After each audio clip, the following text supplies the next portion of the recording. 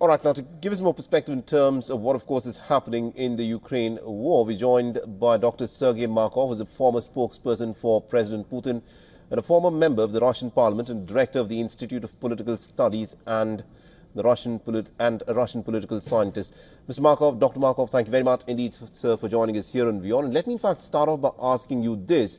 Now, at this moment, the war in Ukraine seems to be deeply unpopular. There are reports that a number of Ukrainian soldiers are in fact deserting their positions. And now this poll has come out which says that Zelensky's popularity is plummeting. How does Russia view these developments? Of course, Russia sees that positively, that this war becoming less and less popular in Ukraine. And I even think that 90% of the Ukrainian population would be very glad if this war will be stopped exactly on such a condition. On the front, to frozen on the front line, and Donbass is becoming part of the territory, because everybody in Ukraine knows that Donbass is 90% Russian region.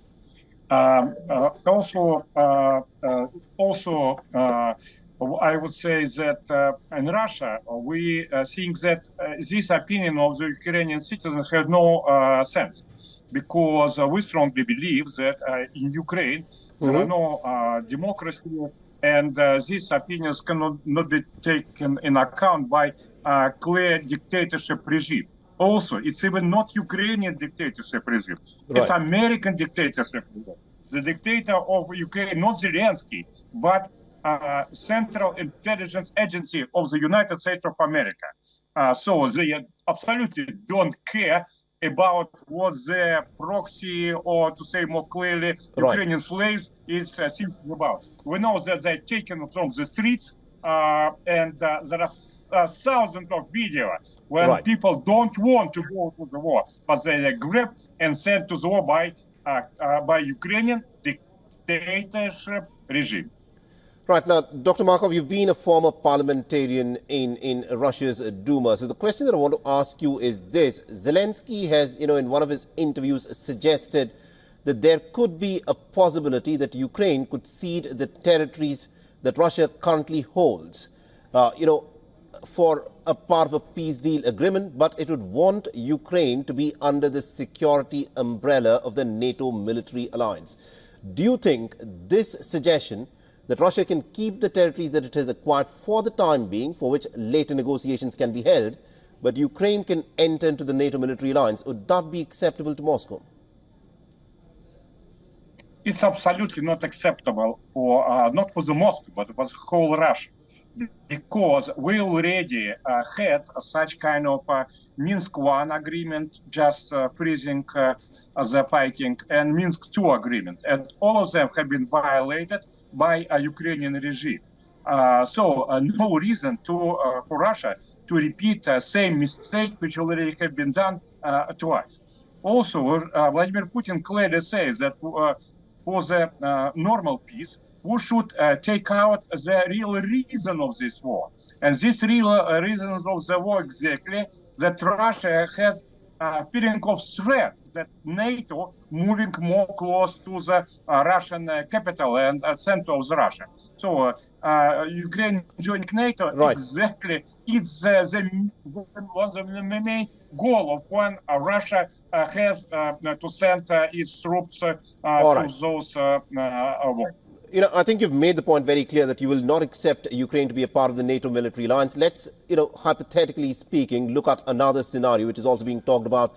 If Ukraine decides to, for the time being, become a neutral nation, would Russia be willing to return the territory that it has captured in the war so far? I think this plan, which is suggested by Donald Trump, which means that freezing of this war on the front line, and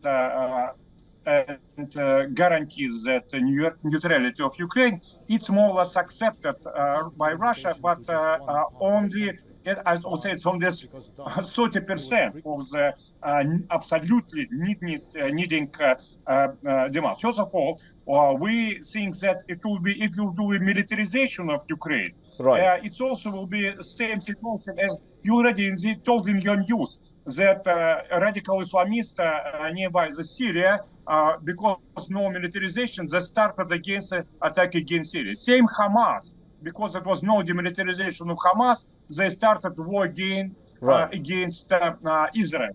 Same absolutely will be here.